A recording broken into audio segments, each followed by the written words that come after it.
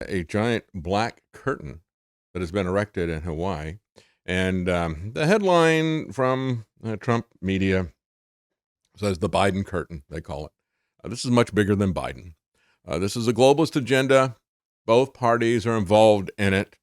Miles of black curtains erected to prevent people from seeing what is happening at the site of the catastrophic fires in Hawaii. And again, as I played some of these videos yesterday from Jeff Cygnus on YouTube, TikTok, and he spells his name with a G, Geoff, Cygnus, Cygnus. He's doing some great citizen reporting there. This is what he says and shows about the black curtain. There seems to be a huge emphasis on ensuring that the media and anyone else can't see what's going on here in Lahaina, West Maui. There are miles and miles of this black fence going up that was not here before, that is obscuring ground zero and making sure no one can see what's going on inside of there from the road. No one can get in there. No one can take any pictures. And then I've also seen these weird foreign police cars showing up, these special police, I'm not sure what to call them. This is a Nissan, but there's quite a large presence of these standing guard around the perimeter. We've also lost our ability to fly drones really anywhere near this area. Now, this 20-second clip here that I tried to get out of my car and show what was going on, I was almost immediately, after these 20 seconds, National Guard came, chased me off, yelled at me, told me to get back in my car and keep moving. So you cannot pull over. You can't even stop your car anywhere near any of this anymore. So let's talk about why they're doing that, perhaps. As he said, miles and miles of black fence going up, not here before. Immediately as he gets out, he's there for like 20 seconds. The National Guard comes in and tells him he's got to leave. You can't pull over. You can't stop your car anywhere. You can't see what's going on here. Is that suspicious? Well, in a sense, it is what our government always does, isn't it? Everything our government does is hidden from us. Because they're concerned that if we see what they're doing, we're going to do something about it. And I think when I look at this, this is being redacted. It's like they do with documents. I showed you a couple of days ago, the European Parliament members, and said, we'd like to see this agreement that you made with Pfizer, Moderna, and these other companies that Trump gave all that money to and bragged about creating that shot without any testing. That we'd like to see what these agreements are. Then this is what we got back. And he holds up sheet after sheet, completely blacked out, just like what is happening there. Same way they redact their documents, they're redacting that scene, the scene of that crime. And it is a crime. And whose crime is it? It is the government's crime. It is the government that killed those people. The argument and the speculation is over how they did it. Was it done out of criminal neglect, or was it deliberate? I think it was criminal neglect. But let me tell you, as the FBI said, that there's more than 1,000 people who are still missing. They have probably erected those things in the media blackout and saying you can't fly drones over this area. They're probably doing all of that because they don't want you to see the recovery of the bodies. They don't want you to see the charred bodies that they're going to be pulling out. Can you imagine the anger if the people really saw what the government had done to their friends and neighbors and family? Can you imagine the anger if people saw in these redacted documents the partnership that the government made with these vaccine companies to kill us? Can you imagine what it would do to the re-election campaigns of Biden and Trump, for example? Or any of these other people who pretty much are all involved in this. I mean, even Ramaswamy was on the Ohio COVID pandemic board, and he was trying to make money with surveillance. And he made all of his money in the pharmaceutical industry, not even as a scientist, but as a Martin Shkreli partner and that type of guy, con man. So if we were to see this about these people, that'd make all the difference in the world, wouldn't it? When I think about the charred bodies, I think about the failed rescue mission that Carter oversaw.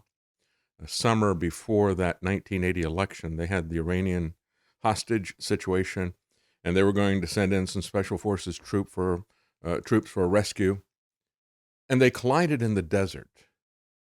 And the helicopters blew up and fire, and then the Iranians went out and showed the pictures of those charred bodies of the U.S. soldiers there. They publicized that. Now, you know that citizen journalists would show those bodies, and it would have the same effect. Can you imagine the outrage? I think there would be a call for criminal charges, and there should be a call for criminal charges for both Maui as well as for Pfizer, as I've said many times. I don't think they're going to send Trump to jail because this is about the political campaign. We'll get into a little bit of that later on. That's not really our concern, right? Pence says that Americans and the conditions that we're under are not his concern. Most of them won't say that out loud, but he did. But the reality is that it's not Trump's concern. It's not Biden's concern. It's not DeSantis's concern, not Ramaswamy's concern, Haley, any of these people. That none of them are concerned about you. They all want to be rich men north of Richmond. They don't care what's happening to you. And they will cover up what they do to you. It's always been this way. Meanwhile, FEMA, the Federal Emergency Management Association, reportedly said that, or agency, I should say, association, might as well be, said it was asked by Maui officials to stop posting new imagery of damage and disaster debris starting now. This is a complete blackout of what they've done. And look, I say the government is responsible. The only question is, was it bad government, neglectful government that created this? Well, yeah, at the very least. At the very least, you could say it was bad government, which then became evil in the way that it blocked people from being able to escape. The other alternative is the government was evil and then became even more evil, right? Deliberately lighting it. I think the first one is really what happened. I think they were criminally negligent and bad, and then I think they became evil. And now they're trying to cover that up. They're trying to hide that with those miles and miles of curtain, redacting the scene of the crime. Because everything the government does is hidden from you, while they demand to know everything that we do. As a matter of fact, in the UK, as well as in Europe, the DSA, the censorship, massive censorship thing they've been working on for a couple of years, threatening Elon Musk with for a couple of years. This was sent to me from a listener, Arnold, who found this. This is a blog that somebody put in about the British Canadian wildfires that we talked about a couple of weeks ago. We said, look at this. They set this backfire and it gets out of control. They don't warn the residents sufficiently. And the residents are going around and grabbing equipment to fight the fire themselves. Well, the residents are grabbing equipment to fight the fire themselves. But this person who writes the blog says the idea that they're going around and stealing the equipment from the firefighters, he says that's to excuse the police who are doing some really criminal stuff there as well. When chips are down, things are really bad, you can always count on the police to make it worse, can't you? It's just amazing to me. And you stop and think how many police we have and how few of them are accountable in any way, shape, or form. The only law enforcement we have in this country that is accountable is the sheriff. And other than that, none of these people are accountable to anything, and they've become real monsters. Just listen to this story here. In Shoe Swap, the firestorm. He said during the firestorm, I'll show some of these pictures, Travis. During the firestorm, a brave neighbor drove up the road to check on our place. Yeah, that picture right there, the first one, show that. Took an amazing photo, that's that picture right there, of the hillside behind our home, ablaze. Yet the fire never went past the area that had been watered. You want to know one of the reasons why Oprah Winfrey and a lot of these celebrities' homes didn't burn? Well, here this guy's telling you that's his home right there in the foreground. Very nice home. Scroll up and show the next picture there. They can see it a little bit better. Very nice picture. It's got a metal roof on the top. It's got a lot of stonework. It is a log home, but they have, in the log home will burn, that's for sure, these trees are just spontaneously combusting after it gets hot enough. But they've watered the lawn. They've done other things to clear it out. He talks about how they even looked at some of the decorative plants that they had there and said, these things could be a fire hazard, and they removed those. They said the fire never went past the area that had been watered. This successful protection of our home should serve as a prime example of why everyone who lives in rural areas needs to do fireproofing to protect their homes. And then this is his blog on August the 21st, about 8 days ago. It's about the time, we picked up on the story a couple of days after that. And he talks a couple of days after that about stories going out about, the firefighting equipment being taken. A fire, he said, caused by lightning, started above the west side of Adams Lake and grew slowly, then initially exploded on July 20th due to a windstorm. Early in August, it moved down the hillside, and if not for a huge effort by firefighters, it would have destroyed homes and cabins along the lake. The fire continued to grow due to the winds and edged further southeast toward the North Shuswap community. By the third week of August, it was about 6 kilometers away from the properties. When the weather report, now this is where we picked up the story about the backburn stuff. He said, when the weather report indicated that a strong northerly windstorm would hit on the evening of August 17th, the BC Wildfire Service, British Columbia Wildfire Service, made the extremely risky decision to use a controlled burn, a backburn, in order to reduce the fuel load in front of the fire. These things are always risky, but when there is large wind, it's stupid.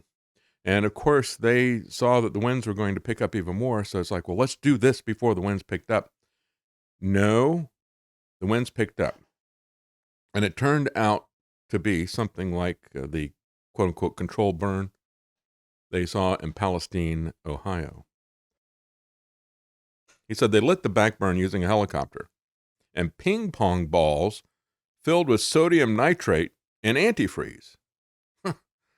It was a massive fire that produced a giant mushroom cloud of smoke above the hills above our home, just like Palestine.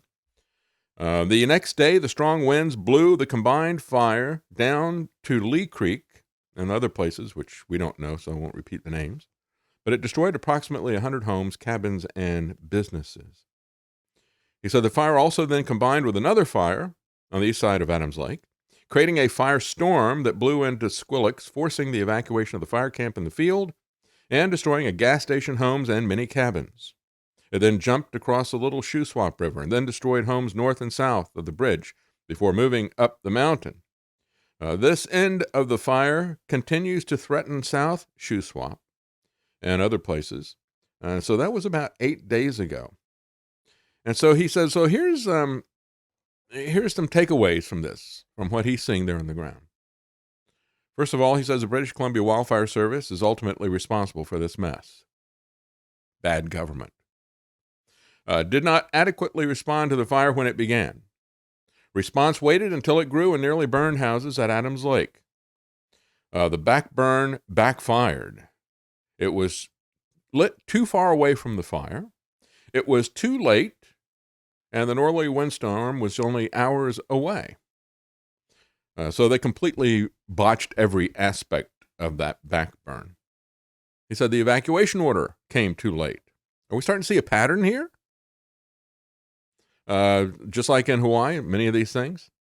Currently, it's primarily locals that are fighting the spot fires. Nevertheless, one of our friends' homes burned down yesterday from a spot fire that no one was able to get to. The local firefighters are loggers and contractors who have trucks, water tanks, shovels. They're working day and night to protect their homes and their neighbors' homes, and they are real heroes. There are some fire trucks from all over the province lending a hand. There were 3 fire trucks in our yard helping from Vancouver Island, Big White, and Scotch Creek. In addition, the heroic efforts of the locals, the authorities are doing everything they can now to stop them. They have brought police up from Vancouver to man checkpoints to keep people from driving in or driving through the community.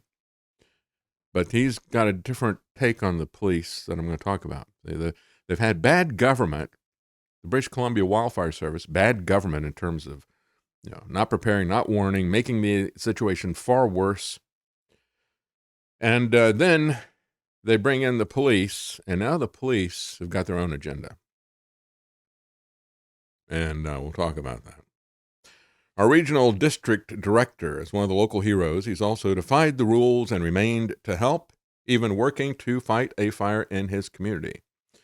Due to roadblocks, this is now where the police are starting to get to be a problem. And we've seen this with every big disaster when the state and the federal governments, not the local people, but when you get to the people who don't live there and everything, they come in.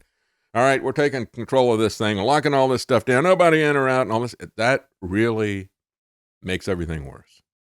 And it's been standard operating procedure for a very long time. Due to roadblocks, locals have to use boats to get in and out and to bring supplies in. The police are blocking efforts to bring in supplies.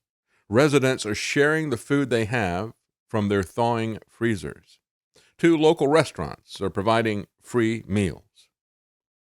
Now, he does finally in one of these things, well, the problem is the federal and the provincial government, in other words, the state government, he says, have been giving subsidies to big oil, and they're not preparing for this climate boiling emergency. No, your problem is the government. It's not climate. The climate is not boiling. Bart Bedingfield says, after serving 30 great years in law enforcement, I retired 4 years ago and had time to watch your shows. Sad you hate the police so much. No longer will I be watching. Well, if you watch my shows, you know I don't hate the police, but I hate what some of the police do. And I hate the fact that they're given legal immunity. So if you don't want to watch my show, maybe you should spend some time watching the police and see what they do. I don't spend a lot of time talking about it, but I think what I said today, I stand by that 1,000%. Those people need to be put in jail. They have blood on their hands. They're as bad as the people who lit the fires, the arsonists, these cops who are stopping people. I will make no excuse for these people. You don't get a pass because you get a uniform, okay? Following orders didn't work in Nuremberg, and it shouldn't work now either. No pass for those people. They need to be held accountable like everybody else. You don't get special treatment. Sorry. Talk to Frank Serpico about it. Talk to Adrian Schoolcraft. Since you're not going to be watching my program, take the time to look up those stories. Once you find out what real cops do, real cops want to get the bad people out of the organizations. As Frank Serpico said, every organization has bad people in it. And the question is the organization going to purge those people or not? They're not interested in purging the cops in Hawaii. They're not interested in purging the cops there in British Columbia and many other places. And that's why we need to talk about this.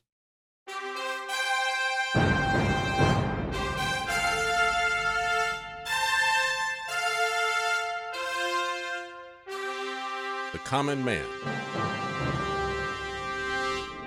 They created Common Core to dumb down our children. They created Common Pass to track and control us. Their Commons Project to make sure the commoners own nothing. And the communist future. They see the common man as simple, unsophisticated, ordinary. But each of us has worth and dignity created in the image of God. That is what we have in common. That is what they want to take away. Their most powerful weapons are isolation, deception, intimidation. They desire to know everything about us while they hide everything from us. It's time to turn that around and expose what they want to hide. Please share the information and links you'll find at thedavidknightshow.com. Thank you for listening. Thank you for sharing.